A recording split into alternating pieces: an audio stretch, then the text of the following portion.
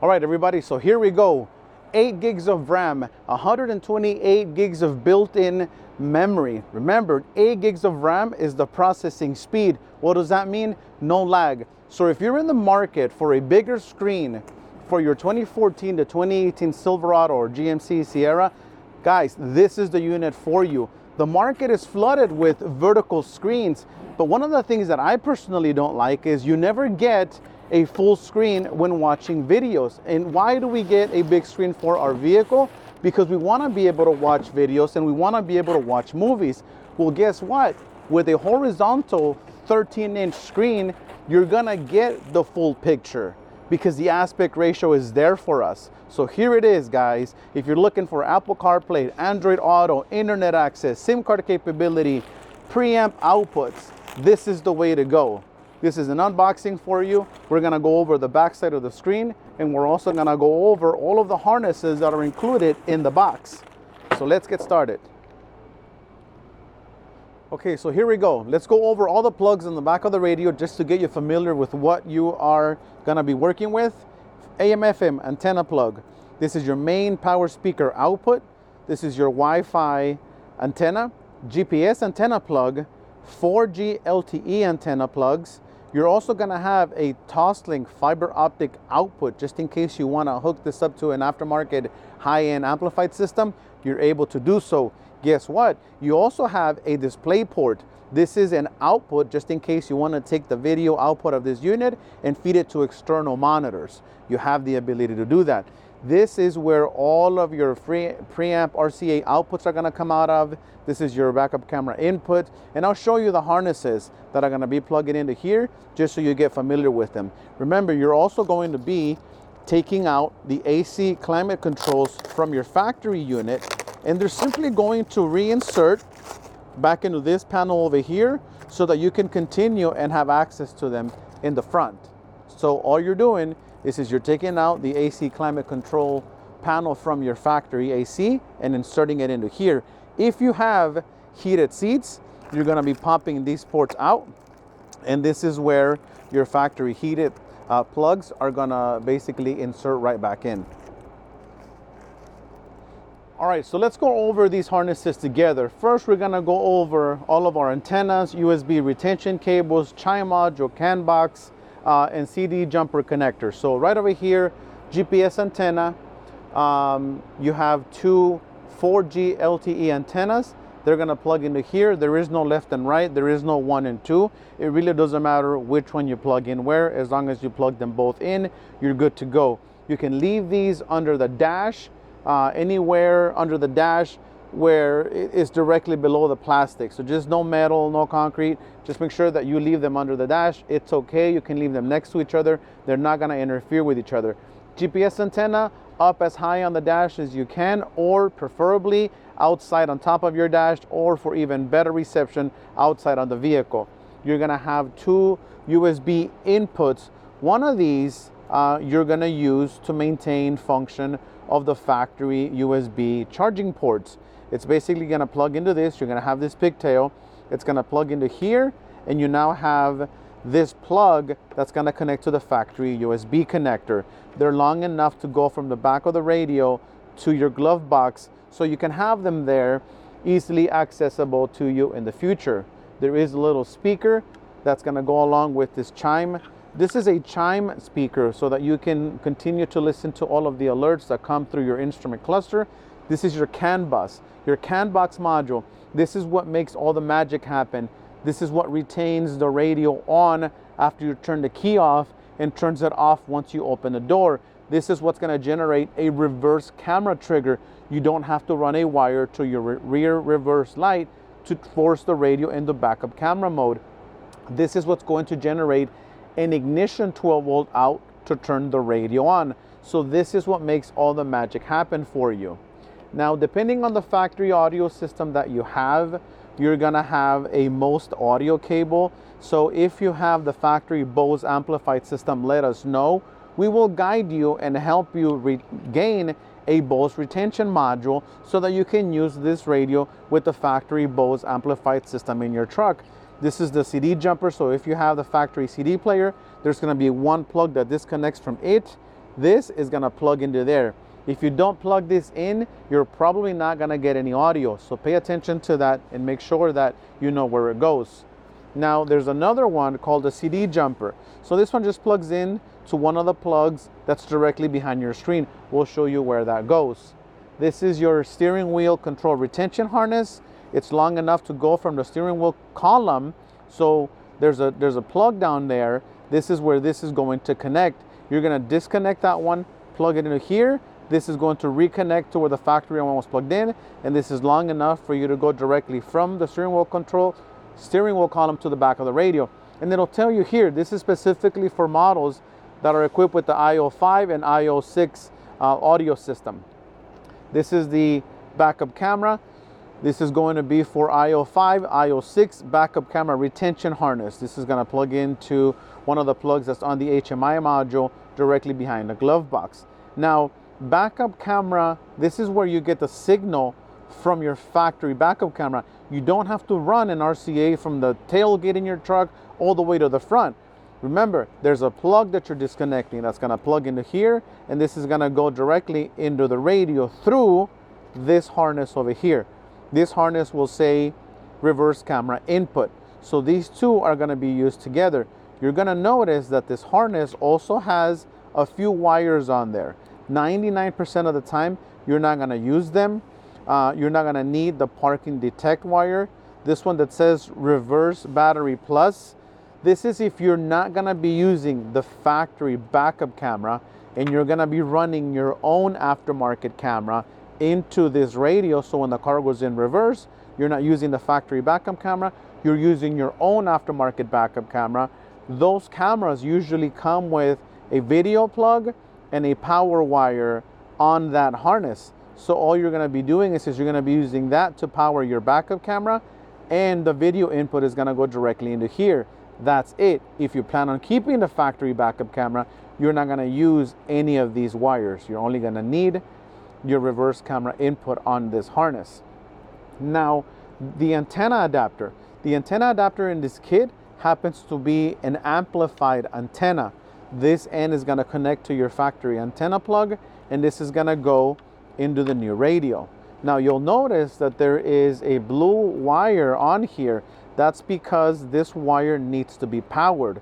It's going to be powered by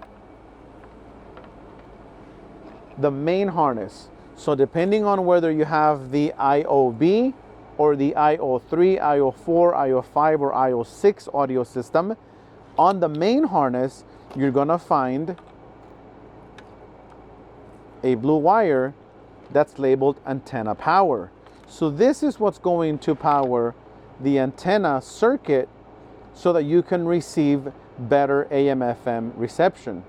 The other wires that are on this main harnesses, you are not going to be using because you're not hardwiring your steering wheel control module. You're not doing that.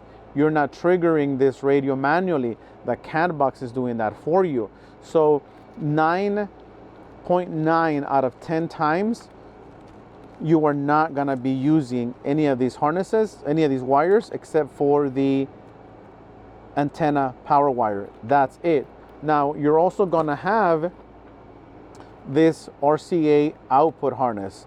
Your front speaker outputs are here. Your rear RCA outputs are here. So this is low-level audio out so that you can add aftermarket amplifiers. This is your subwoofer output here as well. You're also going to have an auxiliary video and audio input on the same harness. You're going to have a front camera input, and you're also going to have a video out. So just like you have a display port to go to the an aftermarket monitor, you can also use the standard composite video output to go to a monitor that may not have an HDMI input. Maybe you have an older monitor that all it has is standard RCA video inputs. Well, that's what you're going to use here. So now that we've gone over all the harnesses, let's get inside the car, let's start taking it apart, and let's get on with the installation. All right, so here we are inside of this 2018 Chevy Silverado. This is a Z71 with an off-road package. Before we go on though, let me share this information with you. Inside of the package, you're also gonna find these two jumper wires. These two jumper wires are for the 2018 and up models that are equipped with the factory 7-inch screen. This documentation will be included in the kit, and all it's telling you is you need to attach these jumper bypasses to maintain factory backup camera function. Remember, this is only on models 18 that are equipped with a factory 7-inch, and it tells you on this diagram where these two pins are going to go between 5 and 7, pin 6 and 8. So all you're doing is you're taking one end of this cable, you're going to insert it into pin number 5. The other end of this cable is going to get inserted into pin number 7. And then you're going to take the other wire, you're going to put it into pin number 6. And the other end is going to go into pin number 8. That's all you're doing with these two wires on this 20-pin plug. And inside of this documentation, you're also going to be told and explained where on the back of this radio is that plug. So this is where you're going to be doing that connection, which happens to be this plug here, number 6. You're going to see it. This is connected to your factory screen. So that's what this is going to be. And it's basically for ILB with factory 7-inch screens. That's all you're doing. So pay attention to that. Another thing that we wanted to bring up was on your RCA harness, the one that has your front RCA outs, your additional video inputs and outputs, you're going to notice that you have a SIM card holder. This particular unit has the ability to be connected to a 4G LTE network. So this way you're always connected to an internet source, which happens to be a cellular signal. Now you could give the unit hotspot, Wi-Fi hotspot from your phone. However, when you do that, you lose function of the CarPlay and Android Auto. The Wi-Fi chip on any given device can only be connected to one network at a time. And we know that Apple CarPlay, Android Auto start with Bluetooth connection, but eventually the Wi-Fi signal is what takes over. So once you're connected to CarPlay and Android Auto, your Wi-Fi connection to the new radio is already used up.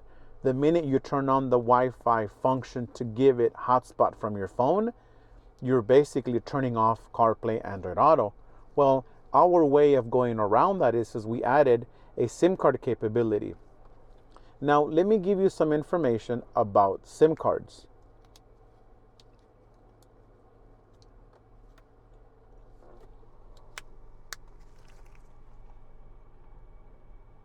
All right, so now that you've gotten SIM card information and you now know how to go about obtaining one, let's proceed with the installation. All you really need is a panel removal tool of your choice and a number 7 socket. Let's start with removing this entire trim plate.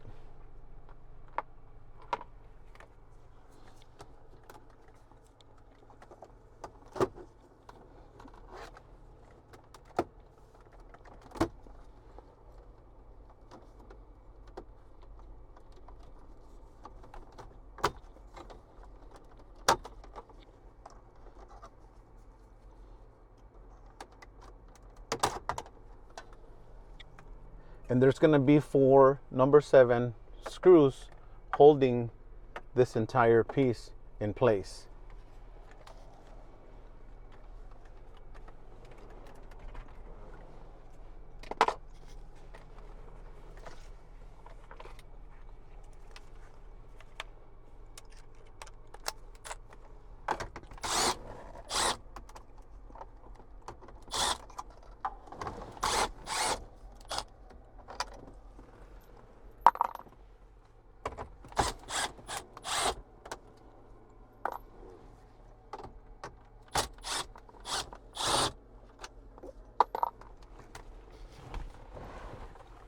Simply pull it out.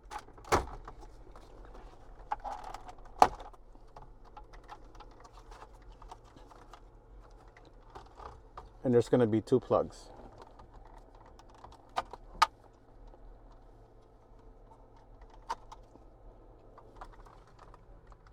And the third one down here is for your AC climate controls.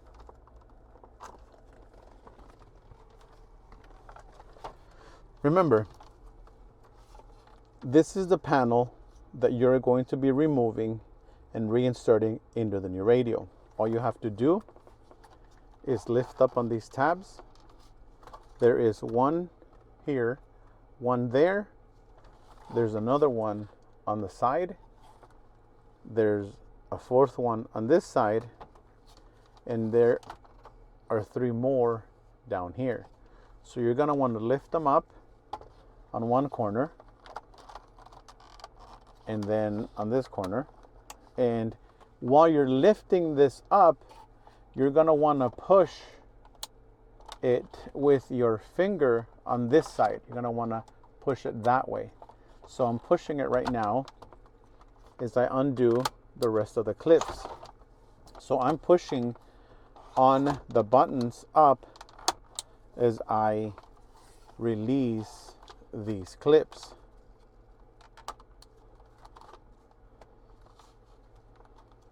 So see, I was pushing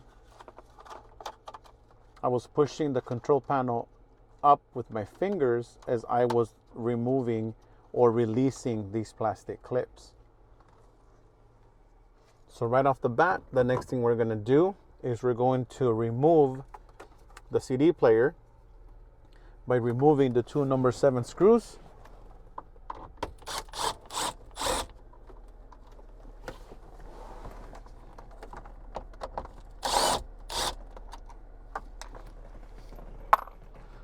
And as soon as we pull that out, remember we have our CD jumper cable. Make sure you add that in there. So as soon as we disconnect this, put it to the side, and let's add our CD jumper cable.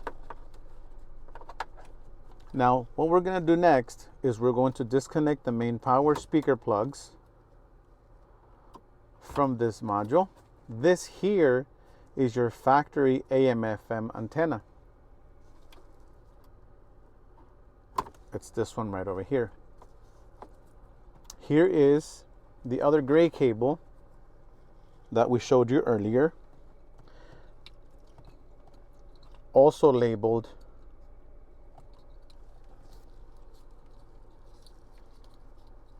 most audio cable. Just like that.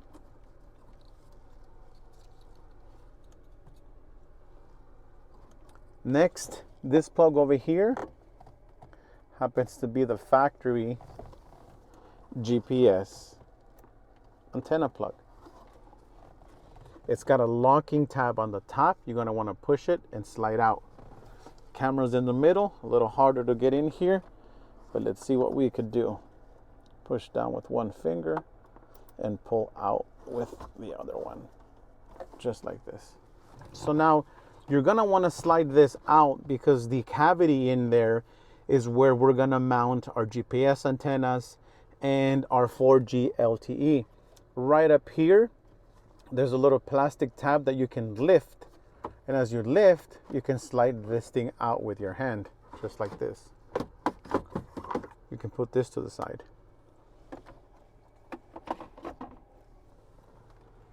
All right, so before we proceed with making any connections to these harnesses inside of the radio cavity, let's go ahead and take apart the glove box and the steering wheel column so that we can run our backup camera, RCA signal, and our steering wheel control harness. Let's do that, and we'll be right back to making the rest of the connections behind the radio. All right, so now let's disassemble the glove box area. What's holding the top part of the glove box in place, as a matter of fact, what's holding a lot of the entire glove box area, top and bottom, is a T15 torque screw. There are 2 up here.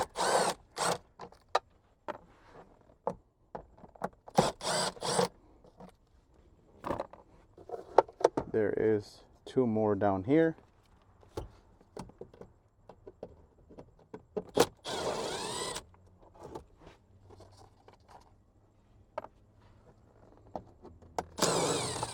And so after you removed the two T15s on the top, the two 15s down here.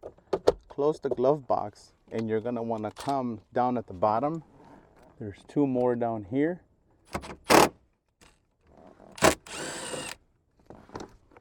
Take those two out. They're very easy to identify. So once those two are out, you can grab this entire top piece and it basically pulls right out. And so these are the two on the bottom that were holding the bottom part of the glove box in place. So that's out. You can grab the top, close it, and that also just pops right out. And this harness here happens to be one of your factory USB inputs. All right, so we're gonna be switching angles on you here, and this is the information directly behind the glove box. And we're gonna go ahead and show you where the HMI connections are. And so this is gonna get a little shaky, but this is just so that we could better inform you. There is the two plugs. The backup camera signal is the gray plug on the far end, and the factory USB charging ports are this black plug right there. So let me get up close so you could see that. So remember, you gotta get right under here so that you could see the factory backup camera plug is right here.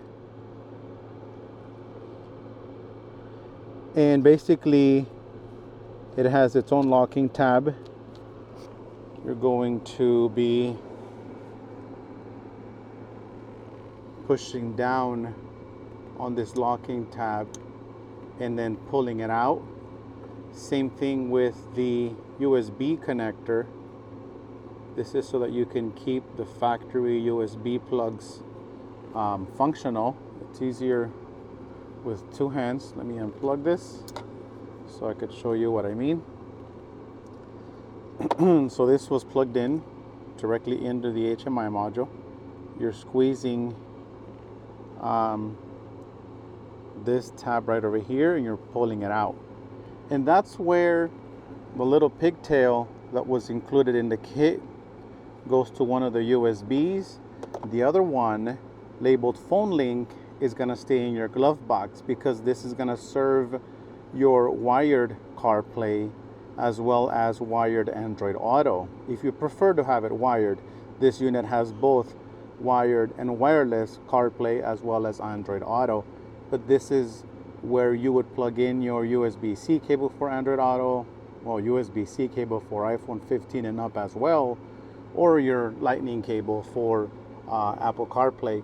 So what I've done here is I'm gonna go ahead and reconnect these two plugs here. And all I've done really is just routed this cable up in here. You can stick your hand in there and then you can grab it over here with the other hand and these cables will simply come out. So here is our backup camera connection as well as both of our USB inputs. So now this is the steering wheel shroud. We're gonna need to basically pull these two halves apart. And the best way to start that is you gotta remove this handle. And the way you do that is you gotta stick a flathead screwdriver while you hold this handle in place. So you stick your flathead screwdriver in there and you twist it because you're gonna need to pull it out. So that way you can remove this shroud without this being in the way. And so what you're doing with the flathead is you're squeezing the flathead in between this piece and that piece. So when it's in there, you're literally just sticking it in there and you're twisting it so that when you have it in here, you just twist it and it'll slide right out. Now let's get the screws from underneath here removed and we'll be able to split the two halves. Once you have the screws removed from the bottom part, a good spot to start splitting these two halves of the shroud would be right in there. So what you want to do is come from underneath and stick your panel removal tool right there,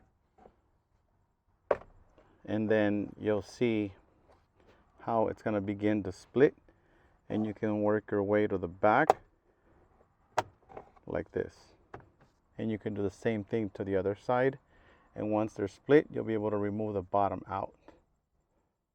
And so since we have already started disassembling the one side, you'll see how this side is also already starting to split. So what you want to do is, sorry guys, a little shaky here. What you want to do is continue to split this half,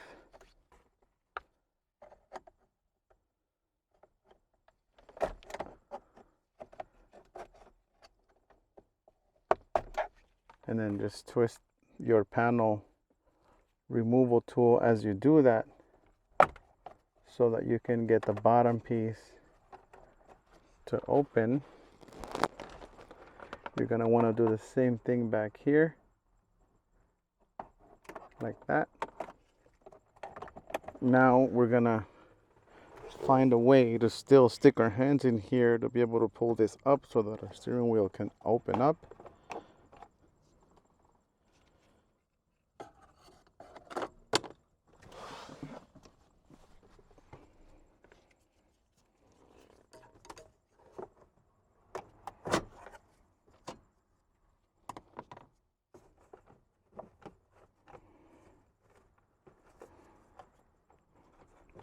Drop it down again.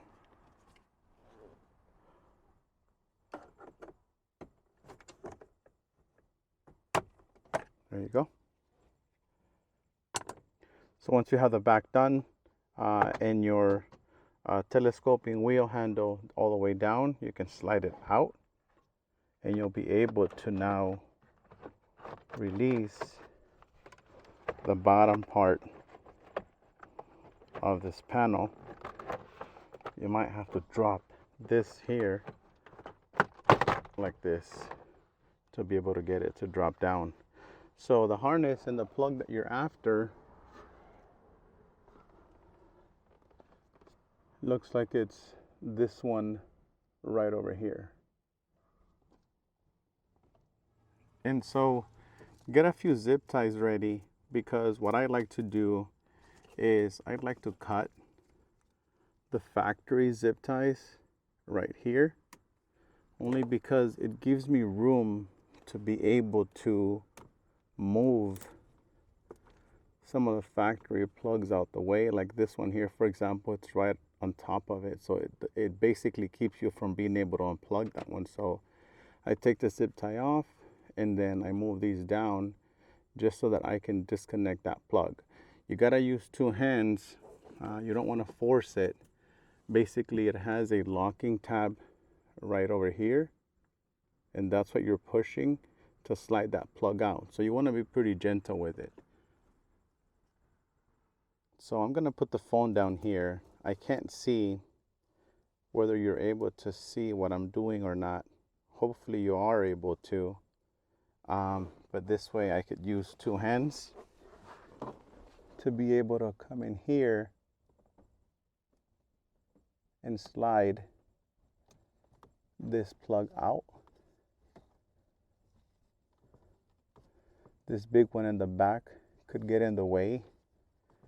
So what I might have to do is pull this one out of the way like this, so that I can then disconnect this plug completely out without disturbing it so much. So this plug and this plug that's included in that harness are the same ones. So the new one's gonna go in there, and the factory one's gonna plug into the other end, and the other end's gonna get routed to the back of our new radio. All right, so we are now looking at the factory plug disconnected. Remember, this bundle of wires came from this area over here. So what I'm gonna do is I'm gonna start with plugging in the new harness in here, I'm going to bend this at a 90 degree so I can come in here and slide this plug into place.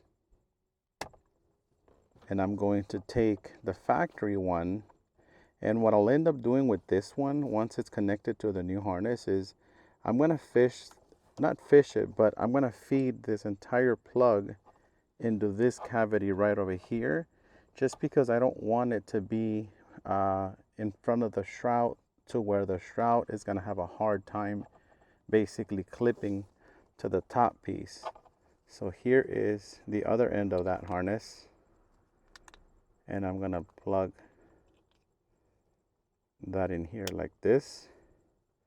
And so I'm going to feed this towards the back.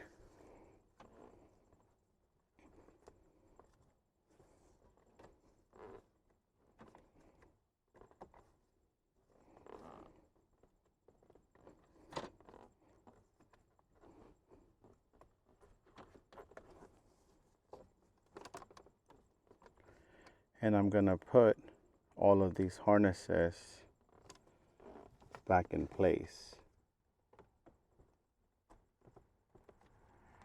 Back in place right there.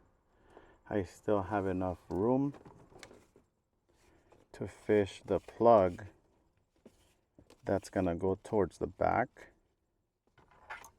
underneath here. And so you could reach back here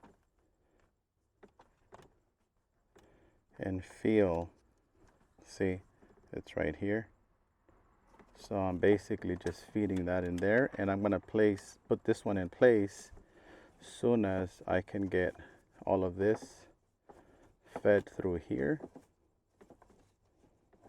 And once I have everything in place, I'll go ahead and put a zip tie back in its place so that all these wires are back where they were originally, but now with this new T-harness in place. So I'm gonna push that in there.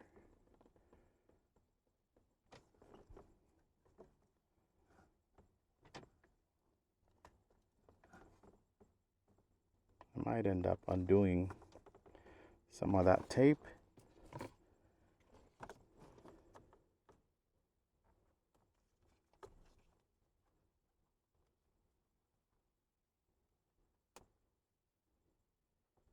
Just so it could free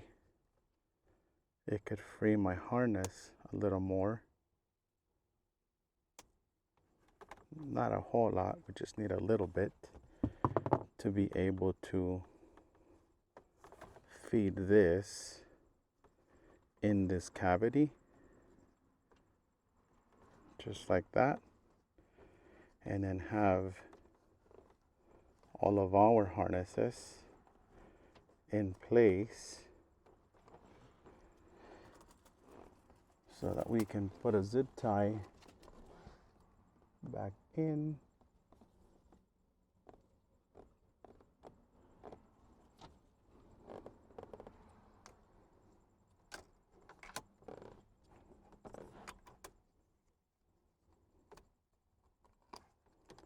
Back in right here.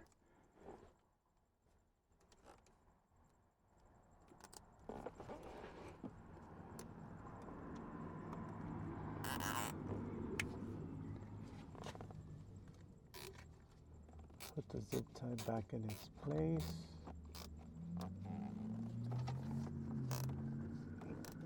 Just like that. Snip the excess. And we'll still have our handle, which moves forward, to be able to do this.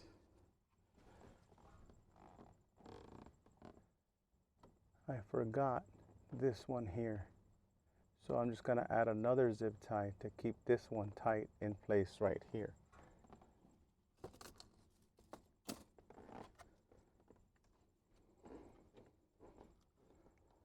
Bring is in right here.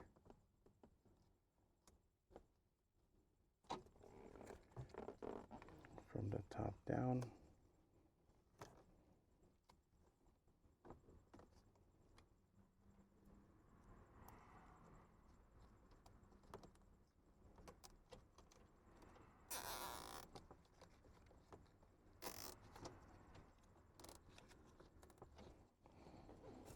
Just like that. Now we can put our shroud back in place.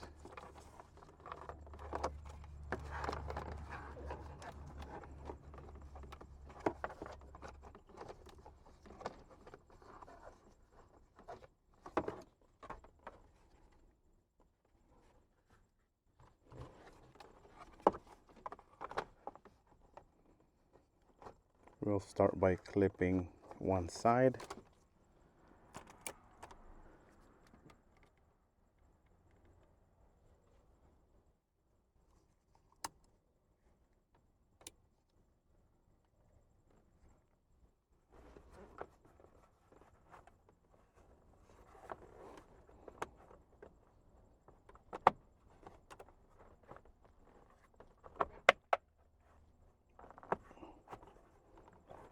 All right, so there's this side.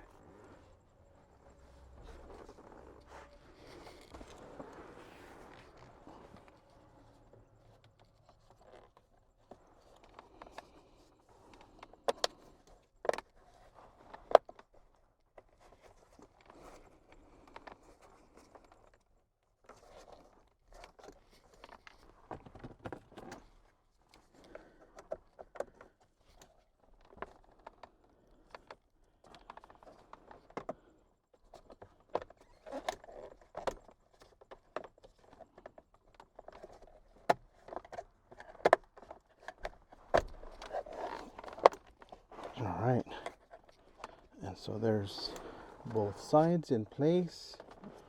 We'll put the screws back in and we'll fish all of our excess wire to the back of the new radio.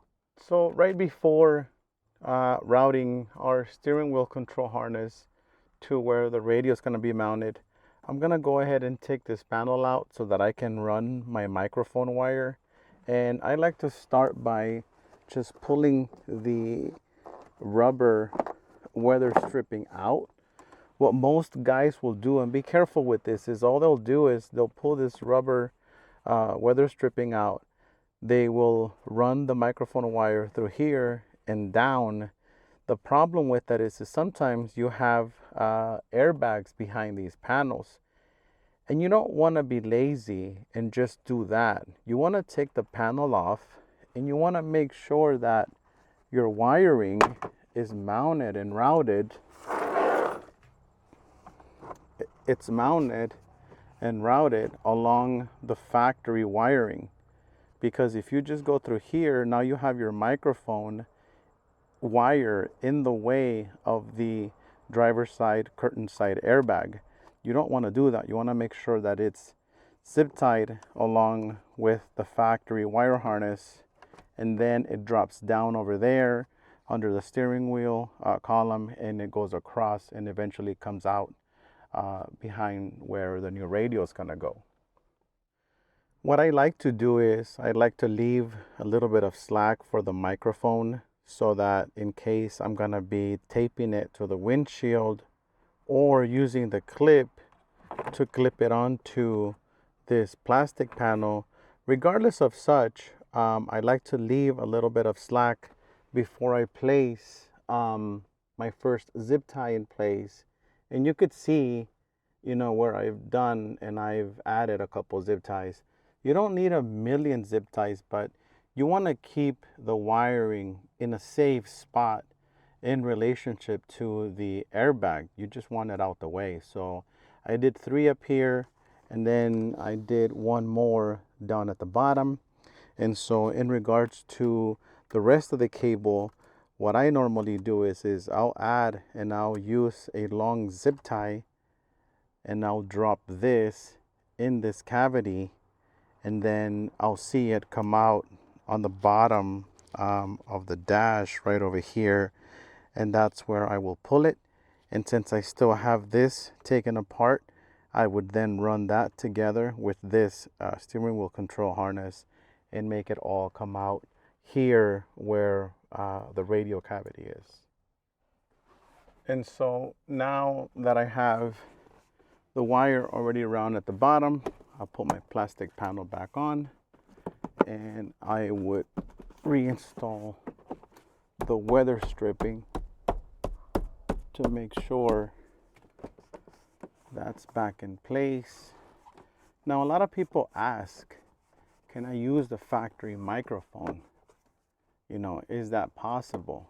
And the answer is yes. You know, the only problem is when you use the factory mic, one, you have to find the wiring, whether it's behind the radio or from the top where the microphone is.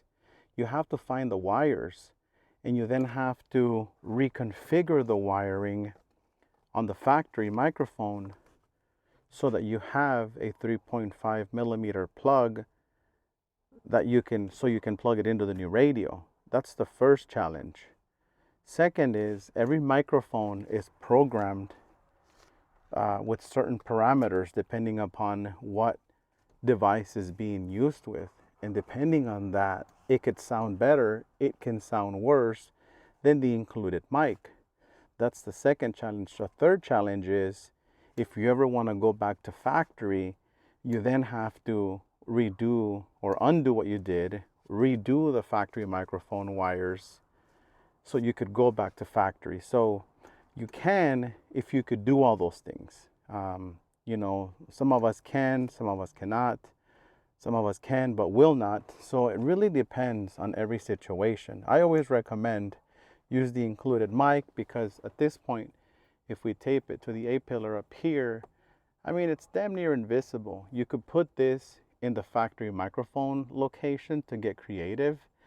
But then once the panels begin to rub on this as you're driving, it's gonna create unnecessary noise.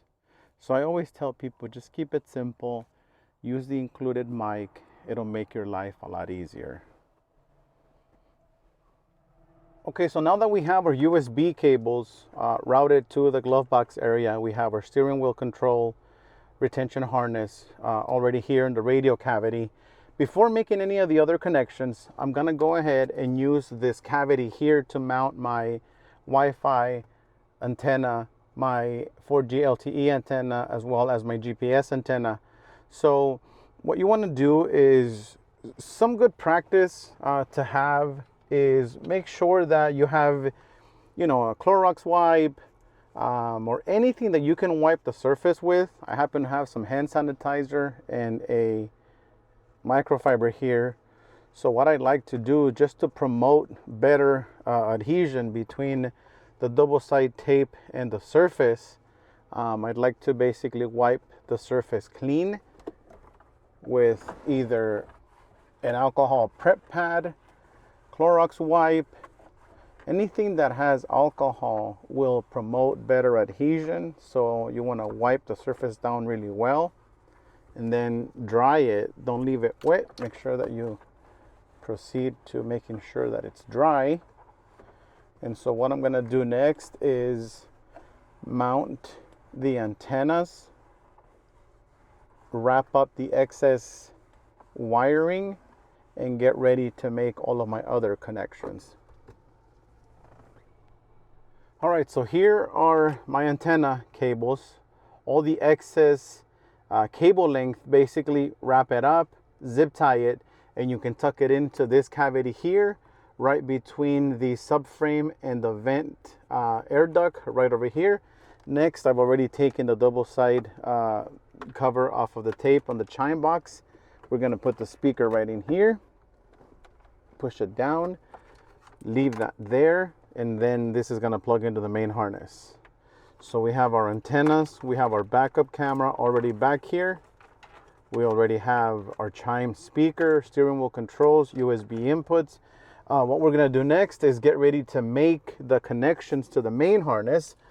But let me take this time to give you a piece of advice here. Just any excess wiring like these right here, even though they have the gel tips, another good common practice to have is put them together, make sure the gel tips are still there, and all you want to do, make sure you tape them up, and this is going to prevent any future problems, because in the process of you tucking all the wiring in there, once you're mounting the screen in place, these gel tips can fall out and you won't even notice it.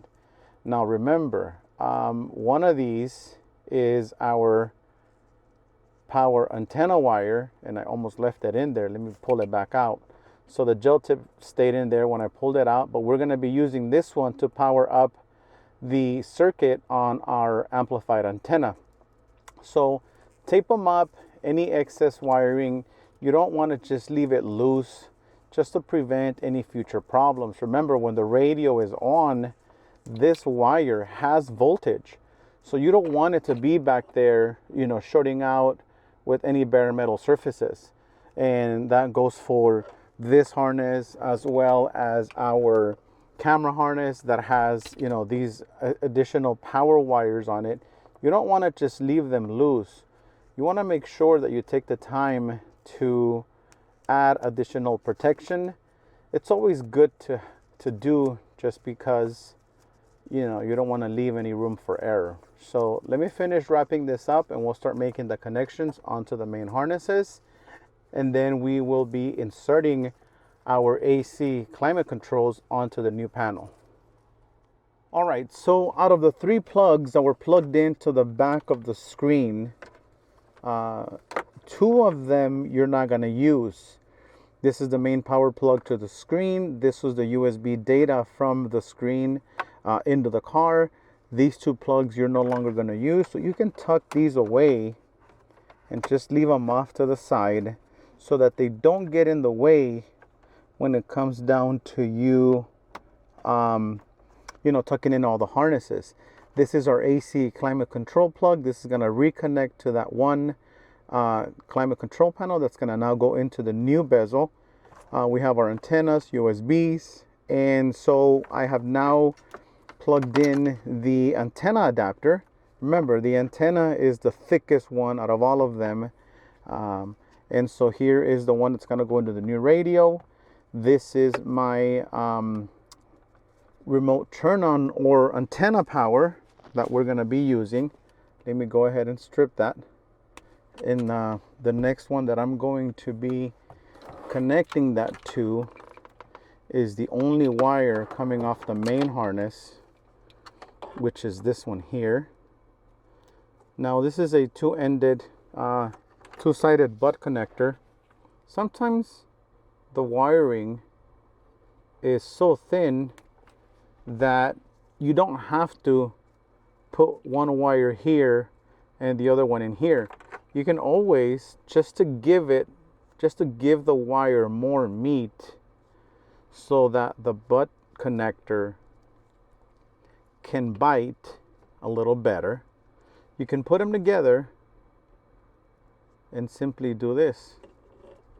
And you can put them both on the same end, and that I feel sometimes is better than putting in a small gauge wire in here, small gauge wire in there, crimping, and run the risk of the wire breaking off of the butt connector. It's a single connection, so you should be perfectly fine if you want to do something like this. So we now have powered our amplified antenna circuit. While we're here, let's make the connections to the gray plug,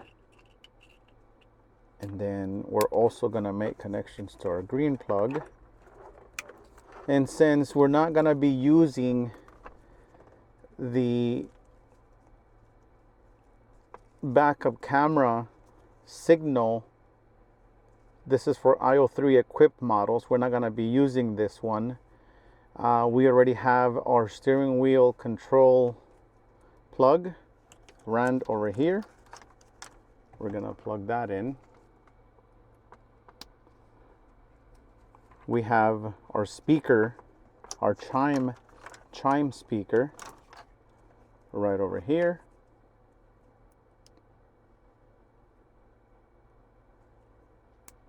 just like that. And then this happens to be our OnStar audio plug. This one is gonna go into our auxiliary audio input harness. Either one, left or right, it doesn't matter. If you want it to come out of both, you can use a female to male Y adapter.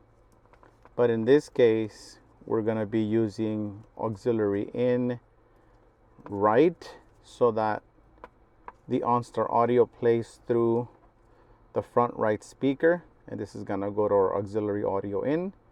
You wanna go ahead and tape any RCA connection that you make, and you also want to tape any RCA connection that you are not going to use, like the one here for the backup camera, as well as the RCA preamp outputs that are on this harness, because none of these are gonna get used. So we're gonna go ahead and tape all of these RCAs.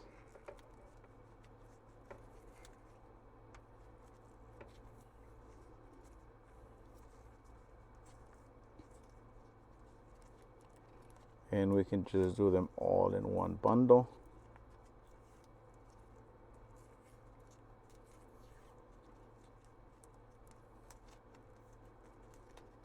Just to keep them from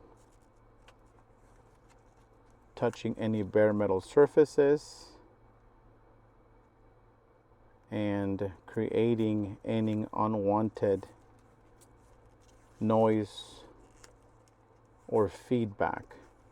It's just a preventive measure. You know, I would highly recommend it, just to make sure that, you know, you don't touch any bare metal surfaces.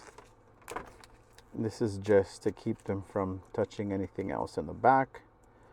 Here's our microphone plug. We ran that one together with our steering wheel control harness. We're going to, this is the SIM card holder. Since we're putting a SIM card in this one, we can tuck it in, leave it behind, or what I can do is I can run it down to the driver's side kick panel so that I can have easy access underneath the driver's side steering wheel column, so that I can access that for future reference in case I ever need to troubleshoot my SIM card. I'm gonna go ahead and drop it down there, and I will then pull it back out.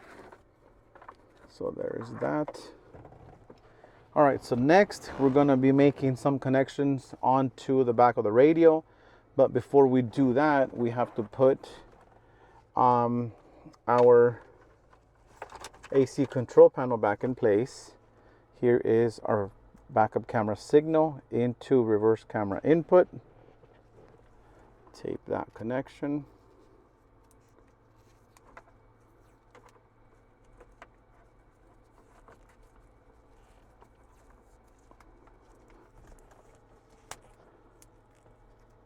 Like that. All right, let me pull the SIM card out here and I'll be right back. All right, so our SIM card is peeking down here, easily accessible for future reference. I'm gonna go ahead and zip tie it to an existing wiring down there once it's all said and done. Next, we're going to be plugging in our CAN box module into this harness. And it's labeled to CAN box, so you can't miss it. I think we're ready to make the connections into the back of the radio, into the new radio that is. But before we do that, we're going to insert the climate controls into its new house. And let me see how I want to do this so you guys can witness how that inserts in there. I'm going to remove some of this plastic just so that the buttons and the knobs have room to push down into here. So let me hold this upside down, just like this. Make sure you have it right side up. And simply line up your locking tabs all the way around.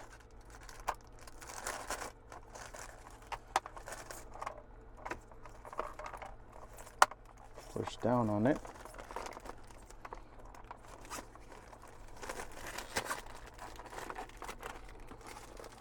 Push these down.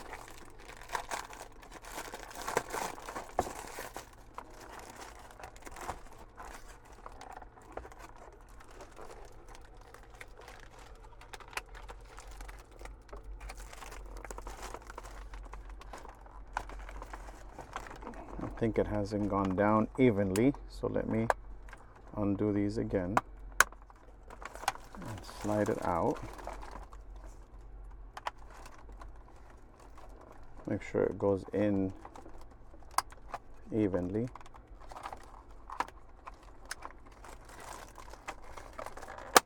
There we go. Snaps right in place. Make sure that all of your locking tabs are engaged in every angle. Make sure that they're all engaged, so that way it can look nice and pretty on the other side, just like that. Let's make our connections. Starting with our small plugs. Now, be very careful when making these connections, because one of the things that I like to do is I'd like to look at the plug and say, okay, this plug has 4 pins. It's 2 rows of 2. And so then I go down and slide it in place, push it down. Instead of grabbing the plug and looking for which one it fits, I'd like to make sure I see this is a 6-pin plug, 2 rows of 3. Find that one and slide it in place. And the same with all of our other connections. I'm looking for our RCA plug right over here. There's no way of getting this one wrong because it's one of the bigger ones. So that slides right in there.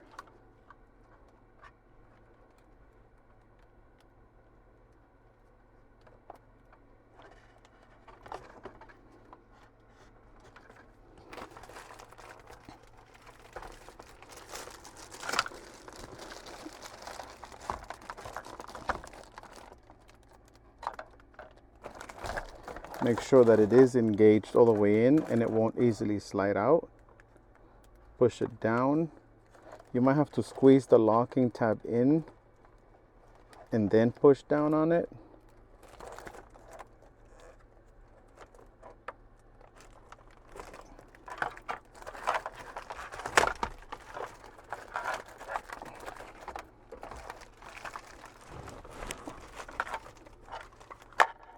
Slide that one in.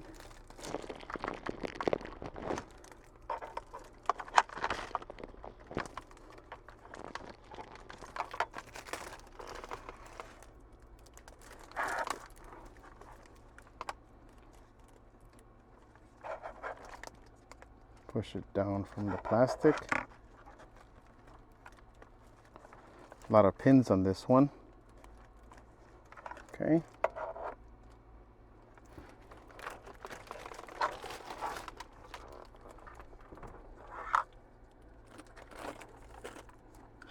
Backup camera input.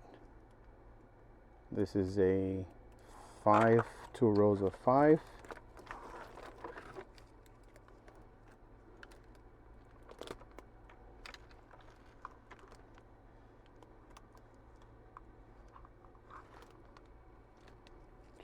goes a 5. We'll slide right in there. Okay. And then we have our data plug from the main harness, which is right over here.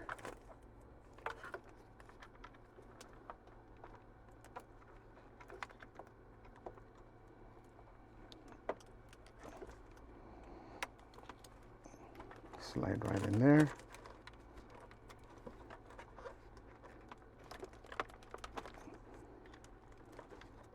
Okay. Now we're going to do our AM/FM antenna, which is right over here. And that's going to be right in here. So like I said, just be very gentle with these plugs. Make sure you get them right the first time, because if you don't, you'll find yourself pulling on these wires, trying to disconnect them and finding the right connection for them. Make sure you pay attention and make sure you get them right the first time. Next, we're going to do our antennas. So here we have 4G LTE.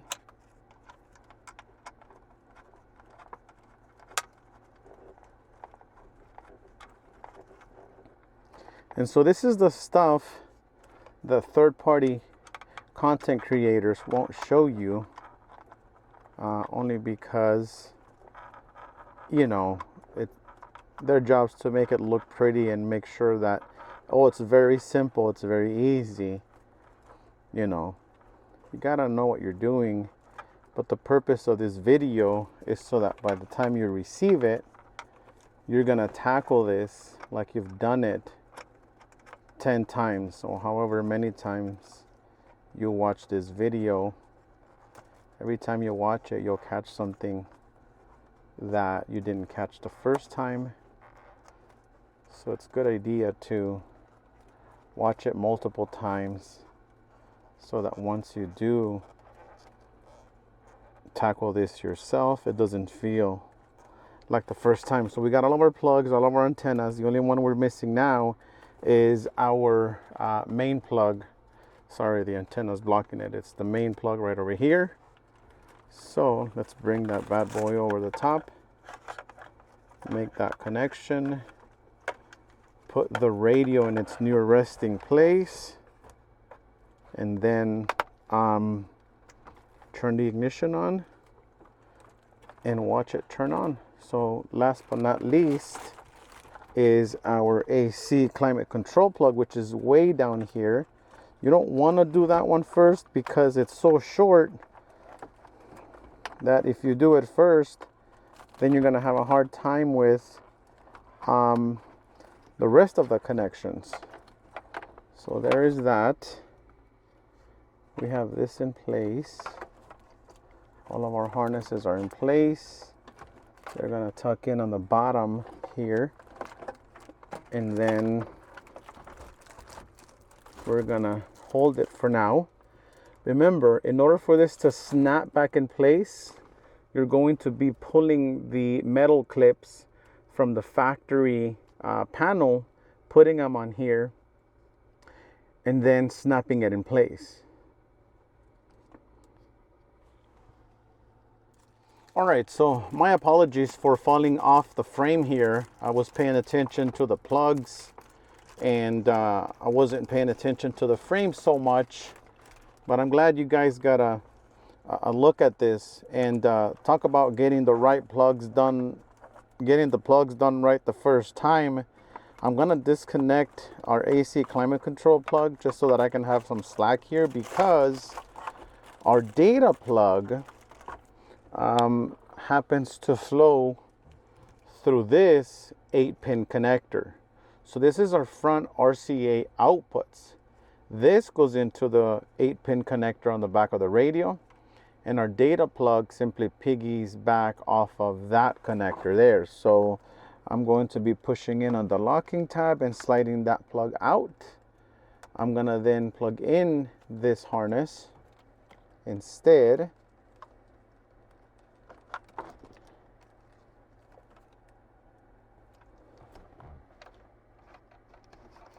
plug that in there. And then reconnect our data plug right into here.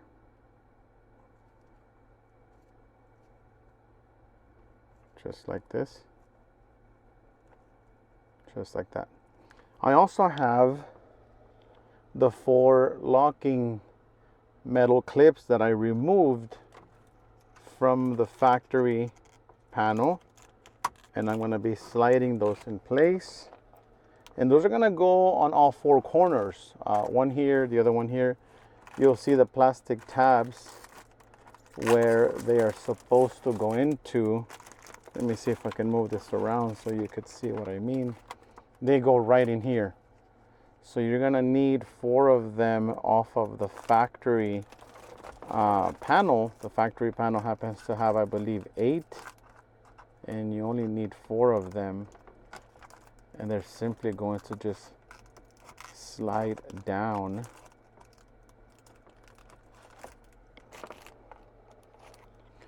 We have 2 there. We have 2 right down here.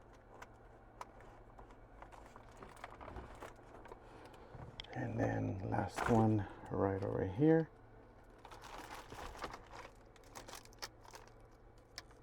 Just like that. Now we can tuck our wires into the cavity. Plug in our AC climate control.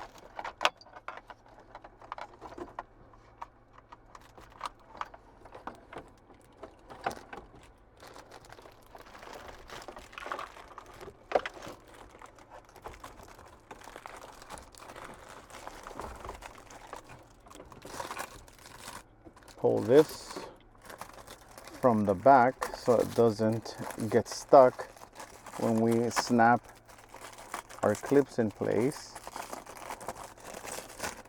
Keep the screen still protected.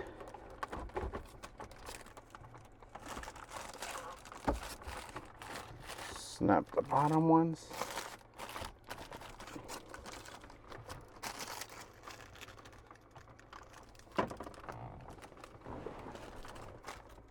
Okay, let me just kind of keep that in place right there.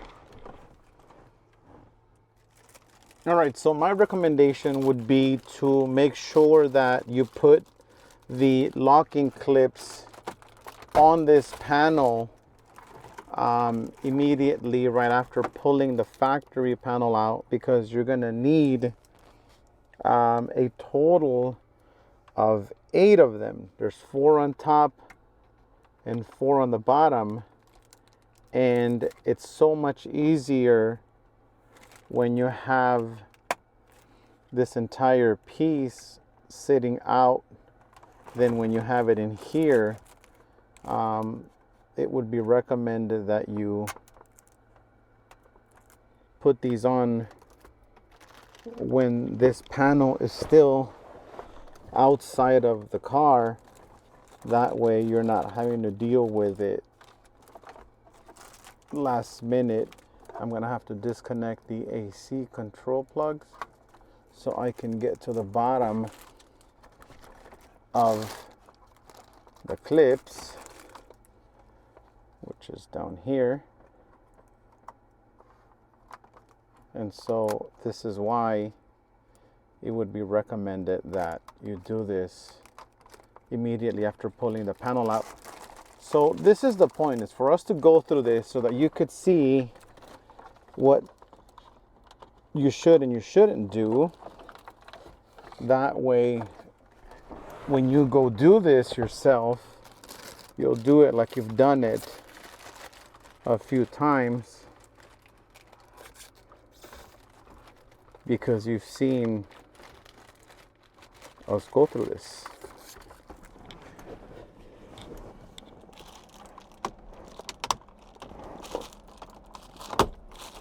There you go.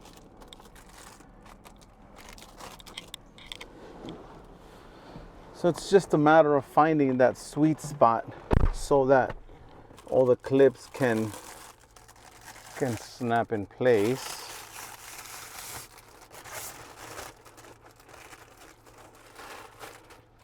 And this is where your factory heated seats, if your truck is equipped with them, these buttons will pop out and you would reinsert those in there and they would plug right back in. All right, so now that the unit is in place, you can take a look at it. Very nice, nice and black. I mean, it makes this dash look beautiful. It blends right in. It looks very nice. Factory fit and finish. Let's go ahead and get it started. It looks like AC is on like it normally would be. And so this would be our home screen in this case. Let's go over a few features and functions just so you could get familiar with it. One of the things that I will point out is there is a detailed user manual.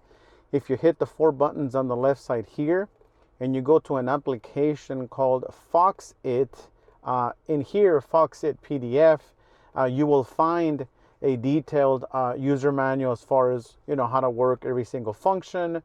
You could read it over you know, on your own time. There is, I believe, a total of 31 pages, and it has a lot of detailed information, like all the technical specifications on this unit would happen to be in the beginning pages. So right over here, technical specifications, it'll have basically what every single one of the harnesses does and the plugs on the back of the radio. But let's go over a few basic features and functions. If you notice, this is all touchscreen. There are no external buttons. You have to swipe down to get the 3 buttons. You don't see them here because of the white background, but I'm gonna hit the home button. You can see them there. The square button is gonna open up every application that you have open so far.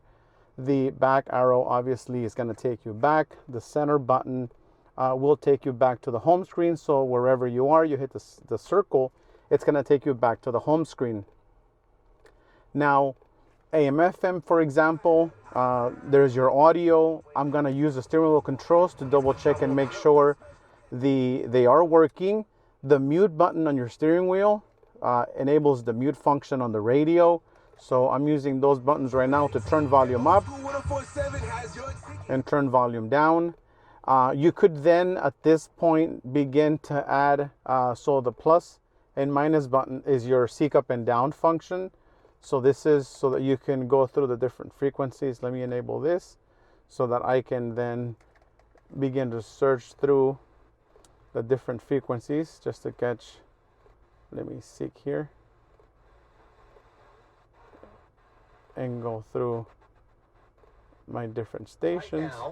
Right, so whenever you find and you want to preset AM FM, you can use the favorites buttons up here, the star.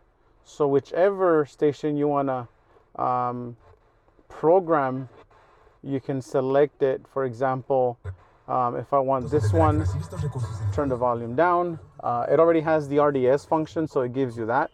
The star, you press it once, and then you go to your favorites. You're gonna see all of the presets that you have stored on AM and FM. But that's just AM and FM. Let's go back to the home button. We talked about the user manual that is included in here. And then we're gonna try our backup camera. Backup camera and sensors are already functional. You still get the instrument cluster display for your backup sensors, proximity. This particular home screen looks a little colorful, in my opinion. You can change it. For example, if you hit the 4 squares over here, there is an app called Style. So there's an application called Style. In here, you can choose one of, this is 6 of them, and there's 1, 2, 3, 4 pages of 6. So that's 24 plus 3 more. There's 27 different home screens that you can choose from.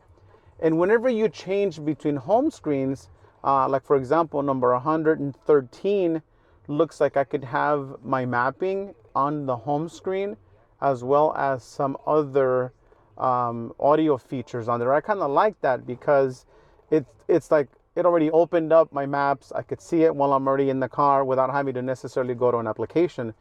And you can select that. But let's talk about navigating through this unit. I mentioned the 3 buttons up here. And if you wanted to adjust volume, you can use the steering wheel controls up and down. You can swipe down and you'll get, for example, this here, right? You can use that, but it's a little inconvenient to have to do that. If you go into settings, you have different things that you can enable here. For example, under general, there is a function that says right side float button. If you turn that on, you're gonna see that an arrow pops up on the right side. So let me go back to the home button. You can bring that out, basically like this. You can touch it, and you have navigation functions that come out of here. Touch it, and there's your music, your radio. You can do that. Another thing you can do is inside of your settings, under general, you have this, it's called a quick control button. You can turn that on, and this pops up. Basically, you go to the home screen, no matter where you are, this button is going to be there for you. So when you touch it, it's going to bring you functions. In this case, that can be your volume up and down. Let me go back to FM. Let me go to my favorites. And so that button enables shortcuts to different things, to your home screen, a back button, a quick mute, recent apps, voice or clear, or in this case, volume up and down. Now there's another cool feature that you can enable. So let's get out of that, and we're gonna basically minimize our assist button, and we're gonna go back to settings. There's this really cool thing that's called, I'll show it to you right here. It says hand gestures. Like you can use multi-touch gesture operation. You can turn that on, and basically what you're doing is you can use 2 fingers up and down on the screen to increase or decrease the volume. There is 1, 2, 3, 4, 5 different control functions that you can use with your hands. So if I enable that and I use 2 fingers up or 2 fingers down, I can raise or lower the volume accordingly. So you can enable that. There's different ways to control this unit. It really comes down to what your preference is. So that's hand gestures. That's a few of the settings and features about the radio that are in here. Obviously in display, you can control brightness, auxiliary video inputs, reverse mode, and then you have basically AM and FM. We talked about the different ways to be able to control your radio when it comes to volume up and down, preset up and down. What I'm going to do now is let me select a different style home screen. This is a preview, so select this one. What the radio is going to do is it's going to load this home screen. It's going to turn off and turn back on with a new home screen. What we're going to do once that launches, we're going to pair our phone, an iPhone, so that we could go over Apple CarPlay, and then we're going to talk about Android Auto. All right, cool. So now that the radio has rebooted, and as we can tell, our button or assist button is still here. You can move that anywhere on the screen. It looks like our CarPlay application is already in standby mode, waiting for us to connect a device. Now remember, you could hit the 4 buttons, go in and manually open the phone link application, and this would be CarPlay in full screen mode. But what I like about doing something like this is that if I go back to the home button, to the home screen, I'm sorry, if I'm listening to radio, I could be watching the map on my CarPlay application at the same time. So let's go to radio. And then I'm gonna now go to my home screen. I could be listening to the radio while watching maps at the same time. So the way we're gonna start our Apple CarPlay connection, it all starts with Bluetooth. So what I have here is an iPhone. I'm already in Bluetooth mode. I'm going to then hit the phone button. It's telling me that there's nothing connected. I want to connect one. So then I'm going to come in here and I'm going to search for Bluetooth devices. And my phone is already searching. The device name is SPD-BT. SPD-BT happens to already be here. I'm going to select it. It's going to ask me to confirm the pairing process. And then it's going to ask me to allow my contacts. Once that's done and it shows me that it is connected and my phone is now linked to the radio, I'm going to go to the home screen. Look what my CarPlay application does. It has this little swirly thing going on. My phone is asking me if I want to use CarPlay. I said yes. So now CarPlay is going to be one of my home screen widgets, if you want to call it that. I can also control it. So just because it's a widget, it doesn't mean, I'm going to turn the phone off. It doesn't mean that I can't control it. I'm already controlling my CarPlay application. I can already see all of my different apps. It's almost like a picture-in-picture kind of thing. I can also, like I mentioned earlier, press the 4 buttons and go directly in the phone link. And now I have CarPlay in full screen mode. So this happens to be Google Maps, if that's what you like to use. This happens to be Waze, if that's what you like to use. And over here we have Apple Maps, if that's what you prefer to use. So this is Apple CarPlay in all of its glory. And that's how easy it is to pair this to your brand new radio. What I'd like to go over next is basically show you what happens when you turn the truck off. You're gonna retain the accessory power. My door is still closed, driver's side door is still closed, keys out of the ignition. I'm gonna open the door and the radio shuts off. When I get back in, remember, we included in the kit a chime module. That's what you hear in the background. So radio is off. This is how quickly the radio turns back on. And what we're experiencing now is the Bluetooth connection of the phone with the radio so that Apple CarPlay can launch. And that's how quickly your phone could be ready to go right after getting into the vehicle and starting it. So that's very important. Apple CarPlay connects instantaneously. The other feature that I was going to talk to you about, obviously I'm going to go ahead and start it, put it in reverse to make sure that our backup camera is still functional. It's pretty dark, it's pretty bushes in the back. The parking sensors are already functional. I'm going to put it in park, and that basically will make sure that our factory backup camera is functional. Again, back to CarPlay. What I'm going to do next is I'm going to delete this phone from the radio, and I'm going to bring an Android Auto. I'm going to bring in an Android phone in here. I'm going to touch this button, which is going to give me all of the applications that I have open. I just closed or cleared Apple CarPlay. Here's the Bluetooth home screen. I'm going to come in here and I'm going to, it's synchronizing my contacts, it says, and obviously it wants to auto connect to CarPlay that fast. Let me go ahead and go back to Bluetooth. So it says Bluetooth device is not connected. Instead, what I'm gonna do in here is I'm gonna select my phone, and I'm going to delete my phone from the radio, and I'm going to delete the radio from the phone so that it doesn't interfere with me trying to connect an Android device to this radio.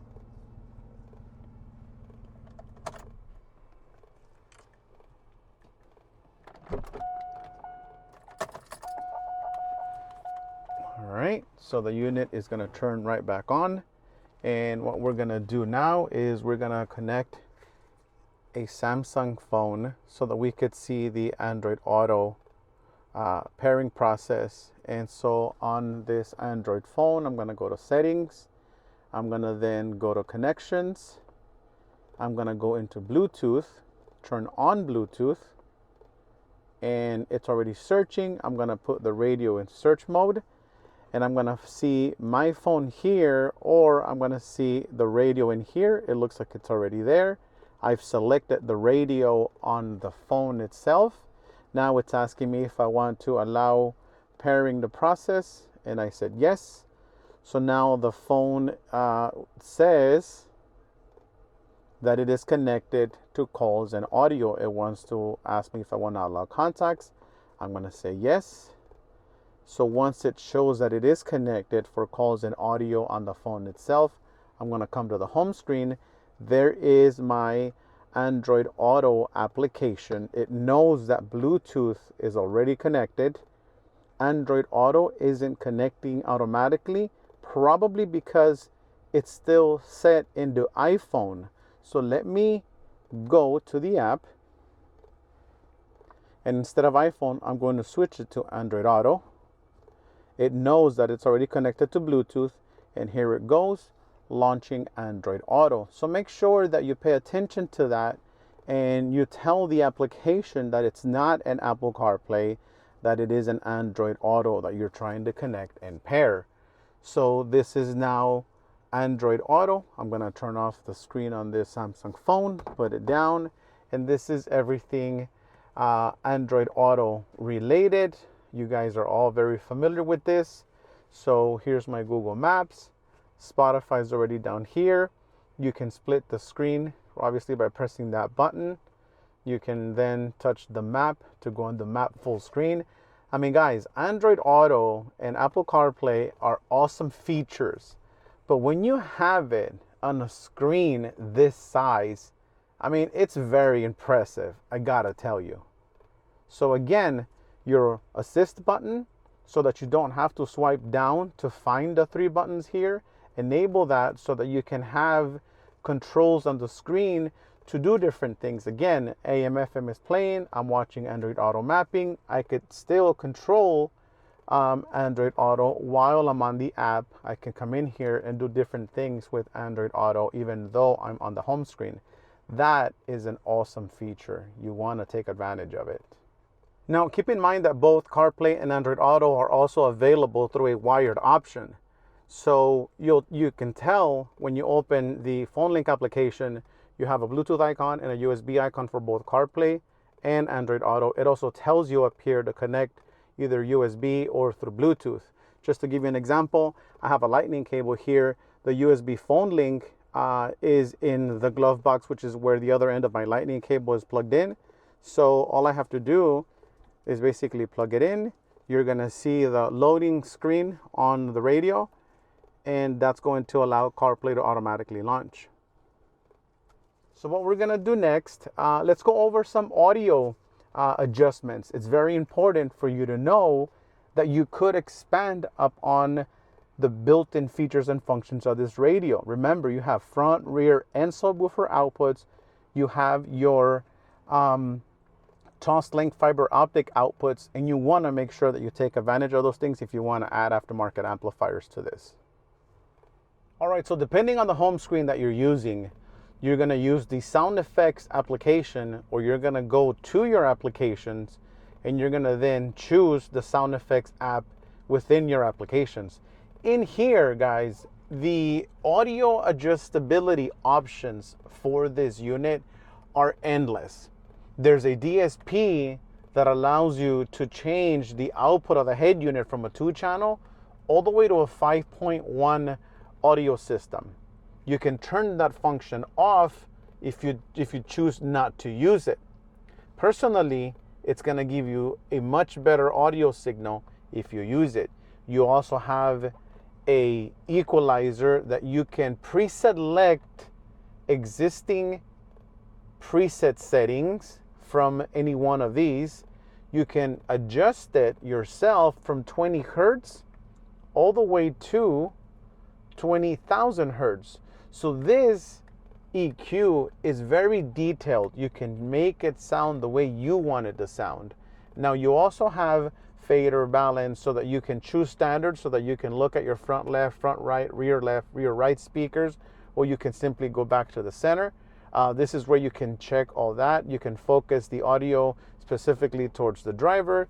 You can focus the audio towards the passenger, or you can make it so that all passengers hear all speakers at the same time. You're also gonna have a DTS, digital audio mode. For example, this is where you would select the different pre-selected surround sound modes that you can select from.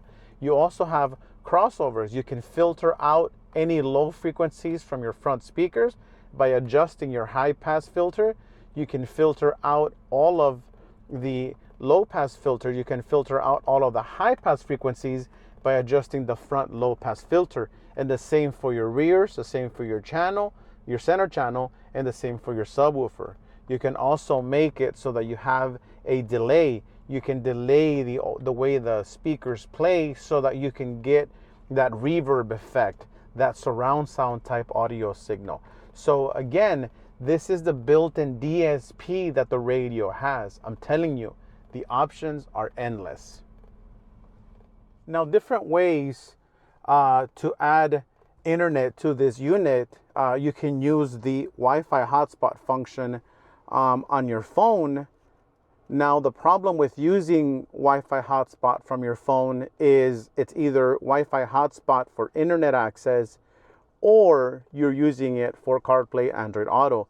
You can't use Wi-Fi for internet access and Apple CarPlay simultaneously. It's either one or the other. The beauty about this system, though, is it has a 4G LTE SIM card capability, so that this unit could be connected to Apple CarPlay and have access to the internet at the same time. So a perfect example would be right now I have the phone now connected to Apple CarPlay wirelessly. And so obviously this is this. Now, if I was to come in here and enable the Wi-Fi function on this unit, you'll see what happens to the CarPlay connection. So the minute I come in here and I say Wi-Fi enable, currently it's off. If I come in here and I turn that on, right, and now the unit's gonna begin to search for Wi-Fi networks, but see what happens is phone book and call log are syncing. That's because the phone disconnected, it's trying to reconnect, so now it's fighting itself. If I go back and I kill my CarPlay application and I try and launch it again, what's gonna happen is it's not gonna be able to connect. And if it does, it's gonna be fighting itself back and forth between Wi-Fi and Apple CarPlay. So if you're ever in a position where you're getting this circle and it doesn't connect, it stops and it starts again, it stops and it starts again, it's because you have Wi-Fi enabled. So the beauty about having the SIM card capability is, one, I'm going to kill CarPlay, and then I'm going to come in here, turn off Wi-Fi function. So it already turned off Wi-Fi. I'm going to go back and make sure that through Bluetooth, my phone is still connected, which it is. I'm going to now launch CarPlay. So now that Wi-Fi is off, it's going to allow the phone to connect to CarPlay again. But because remember, I have the SIM card loaded in here, I have internet access, whether it be through Chrome, if I want to search for something in this case, if I want to look up SEMA 2024. So then, boom, there's my results. This is everything that's got to do with SEMA. If I wanted to go to either youtube.com, or if I want to launch the YouTube application, I'm able to do so. Now, again, I'm able to do so because I'm connected to a cellular network. Let me just wait for this ad to end, and I'm going to skip it. So this would be internet access connected to the network, and I can go back and still be connected to CarPlay at the same time. So that's the beauty about having the SIM card capability on these radios. Remember, we can help you obtain a data plan for these units. Call us up, let us know, send us an email, and we'll be more than happy to assist you with that. But that's in regarding Apple CarPlay, Android Auto, wired, wirelessly, the SIM card, Wi-Fi connection, Wi-Fi hotspot. Any questions, let us know. But these are all beneficial functions, features that are good to have, especially on a screen this big, you know, because of the same reason. I'm able to also come in here and go to my applications, launch basically Netflix. Since I'm already connected to internet source, all I got to do now is basically log in and I'm good to go. Let's talk about another feature, another function that a lot of people wonder, and that's the mirroring function. So if you notice, when you, what I'm gonna do is let me turn on the Wi-Fi function of the radio, or here, let me kill the CarPlay. When you launch it, you'll notice that in the upper left-hand corner, or down at the bottom, over here, there is the mirroring function. Well, CarPlay connected. Let me try that again. So what I want to do actually is I want to turn on Wi-Fi so that my Apple CarPlay doesn't connect. So what happens here now is I'm going to launch my CarPlay app. Over here, it's trying to connect because it knows it's through Bluetooth. It's gonna try and do that over and over again. So let me just wait for it to get out of here and stop trying. I'm gonna select the Apple mirroring function, and I'll show you basically how to go through that process. If you want to do it easier without having to wait through this, you want to be able to turn off Bluetooth on your phone, so now it won't connect. And so I can come in here, select this, and what the unit is telling you is connect to a mobile hotspot. So what you're doing now is you're going to go to your home screen, inside of settings, under Wi-Fi enabled. We're going to turn that on. We're going to come in here and we're going to enable our personal hotspot. It's here. It's going to come up as one of the available networks on the screen as soon as it catches it. So there it is. It's going to ask me for the Wi-Fi password. I don't care to show it to you. It's not like you're going to connect to it from where you are anyways. So then I connect. So now it says it's connecting, getting IP address. So it's now connected to Wi-Fi. Let me go back and launch the this application here. So now what I do on my phone is I come down here and I'm going to select the screen mirroring function. And it's going to say LT link 121C. I'm going to select it. And now it says basically please use horizontal screen. Let's close that. So now my phone is now being mirrored. So I'm going to come in here and I'm going to look for something to play. So the reason why people do this, it's because, you know, they want to be able to play either YouTube or Netflix on these units, which is fine. But I mean, if you already have the ability to connect your download the apps, if you have the ability to download the apps on the radio instead of having to go through a mirroring function, then personally there's really no need for this. But everybody's got their preferences. The beauty is you have the ability to do it if you want to. Let me go in here and find some music to play. Let's do that. So then I'm gonna select this. And so now I have basically a YouTube video playing through, let me do it completely like this, or original zoomed in fill. So now I've got, you know, again, my phone is mirrored through there, and that's how you would normally do it. But again, personally, I would rather have not mirroring. I would rather have Wi-Fi off. I would rather have, let me stop mirroring on the phone. So let me select to stop mirroring. Stop mirroring. So I would rather have Wi-Fi off, my phone connected to the radio, so that I can have my Apple CarPlay, right? I can have Apple CarPlay and my applications directly on the screen that I can select and go back and forth. Because I mean, if you get a phone call, you want to be able to, you know, answer it using the radio and not have to not be connected to the radio. So I'd rather have this.